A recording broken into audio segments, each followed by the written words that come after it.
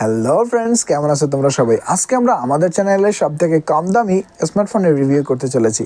হ্যাঁ বন্ধুরা, কথা বলছিলাম আইটেল ভিশন 1 প্রো ফোনটি নিয়ে। যে ফোনটি আমি 6 মাস আগে সেকেন্ড কন্ডিশন হিসেবে 3000 টাকায় ক্রয় করেছি। এবং আদৌ এই ফোনটি আমার জন্য কি সস্তার দুরবস্থা হলো, নাকি আমার জন্য ভ্যালু ফর মানি হলো, বা আমার চাহিদা এই ফোনটি পূরণ করতে পারলো কি না, বা এরকম একটি ফোন আপনার চাহিদাও পূরণ করতে পারবে কিনা, তাও জেনে নেবেন আজকের এই ভিডিওর মাধ্যমে। তো আর কথা না বাড়িয়ে ভিডিওটির মূল পর্বে যাওয়া যাক। এবং বন্ধুরা, যারা আমাদের চ্যানেল নতুন রয়েছেন তারা এরকমই নতুন নতুন ভিডিওর জন্য আমাদের চ্যানেলটিকে সাবস্ক্রাইব করে বেল আইকনটি প্রেস করে রাখুন। এবং ভিডিওটি সম্পূর্ণ দেখার অনুরোধ থাকবে। যদি ভিডিওটি ভালো লাগে আপনাদের কাছ থেকে একটি লাইক আশা করছি। বন্ধুরা, এই ফোনটির ইন হ্যান্ড ফিল খুবই ভালো আমার কাছে লাগছে। ব্যাক সাইডে কিছুটা কার্ভ রয়েছে এবং কালারটাও বেশ ভালো। তো ইন হ্যান্ড ফিল, যাদের ছোটো হাত বা বড় হাত, ইন হ্যান্ড ফিল খুবই ভালো দিচ্ছে। এবং যেহেতু পুরান মডেল, সেক্ষেত্রে আমরা কিন্তু পিছনে ফিঙ্গারপ্রিন্ট সেন্সর দেখতে পাচ্ছি। পোর্টস বাটনস হিসেবে আমরা 3.5 হেডফোন জ্যাক পেয়ে যাচ্ছি।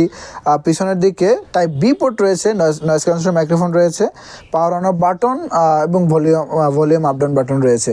তো এখানে কিন্তু আমরা সিম ট্রেটি দেখতে পাচ্ছি না, ব্যাক সাইডটি খোলা যায়, যার মধ্যে আমরা সিম রাখারও জায়গা দেখতে পাবো। এবং এক্সটার্নাল মেমোরিও এই ফোনটিতে ব্যবহার করা যায়। তবে বন্ধুরা, এই ফোনটি মেইন আকর্ষণ হচ্ছে এই ফোনটির ডিসপ্লে। এই ফোনটি আমরা ওয়াটার ড্রপ নচ ডিসপ্লে দেখতে পাচ্ছি এবং এইচডি প্লাস ডিসপ্লে এখানে ব্যবহার করা হয়েছে। তবে ডিসপ্লেটি হচ্ছে 6.5 ইঞ্চির একটি ডিসপ্লে। চলুন বন্ধুরা, আউটডোর থেকেই দেখে নিই। বন্ধুরা, এই ফোনটির ডিসপ্লেটি বেশ ব্রাইট এবং ডাইরেক্ট সানলাইটে ফোনটি ব্যবহার করতে গেলে কোনো প্রবলেমই হচ্ছে না। এবং ইউটিউবে আমরা 1080p 60 fps ভিডিও দেখতে পাচ্ছি এবং খুব ভালো কালার আমাদেরকে দিচ্ছে। কালার কন্ট্রাস্ট খুবই ভালো দেখাচ্ছে। এবং এটা ব্রাইটনেস বাই ডিসপ্লের কথা বলতে গেলে আমরা কিন্তু 10-12 হাজার বা 15 হাজার টাকার ডিসপ্লের সাথে এটাকে কম্পেয়ার করতে পারি। খুব সুন্দর একটি ডিসপ্লে এই ফোনটিতে ব্যবহার করা হয়েছে, যার ধরনের এই ফোনটি আমার কিন্তু প্রথম চয়েস ছিল এই কম দামি ফোন হিসেবে। এবং এই ফোনটির যদি পারফরমেন্সের কথা বলতে হয়, এক্ষেত্রে বন্ধুরা আপনারা ফোনটিতে হেভি অ্যাপস ব্যবহার করতে পারবেন না। যদি হেভি অ্যাপস আপনি ইনস্টল করেন, সেক্ষেত্রে ফোনটি ল্যাগ দেখা দিবে বা আপনার ফোনটি হ্যাং করবে, এমনটা আপনি লক্ষ্য করবেন। তো আপনারা দেখতে পাচ্ছেন আমি এই ফোনটিতে সবই কিন্তু লাইট অ্যাপস ব্যবহার করেছি। এখানে আপনি দেখতে পারবেন মেসেঞ্জারটা অরিজিনাল রয়েছে, ফেসবুক লাইট রয়েছে, হোয়াটসঅ্যাপ রয়েছে, মানে একেবারে যেগুলো না হলে নয় সেই অ্যাপসগুলো এখানে ব্যবহার করেছি। এবং হেভি অ্যাপসের মধ্যে এখানে লুডো রয়েছে একটি গেমস। তো এছাড়া এই ফোনটি কিনেছি আমার বাবার জন্য, এবং সে কিন্তু খুব একটা ফোন ব্যবহার করে না।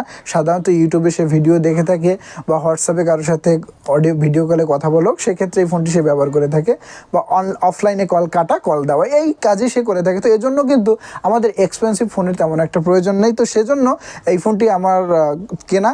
এবং এই ফোনটি সেই অনুযায়ী কিন্তু বেশ ভালো পারফরমেন্স আমাদেরকে দিচ্ছে। এবং অ্যান্ড্রয়েড 10 এখানে রয়েছে, গো এডিশন রয়েছে। তো লাইটার অ্যাপ যদি এই ফোনটিতে ব্যবহার করা হয়, এই ফোনটি আরও অনায়াসে 1-2 বছরও কিন্তু চালানো যাবে। যদি হাত থেকে পড়ে না যায়, হার্ডওয়্যারে কোনো প্রবলেম না হয়, তাহলে এই ফোনটি কিন্তু কোনো প্রবলেম দিবে না। তো যাদের পারফরমেন্স খুব একটা দরকার নেই বা একেবারেই পারফরমেন্সের দরকার নেই, শুধু আমরা ইউটিউবে ভিডিও দেখবো, বা এখানে আপনি অন্য অ্যাপস বাদ দিয়ে টিকটক বা ইনস্টাগ্রাম ইনস্টল করে এক্ষেত্রে আপনি ভিডিও দেখতে পারেন বা মাল্টিমিডিয়া ব্রাউজ করতে পারেন, সোশ্যাল মিডিয়া আপনি খুব ভালোভাবে এই ফোনটি থেকে কন্ট্রোল করতে পারছেন।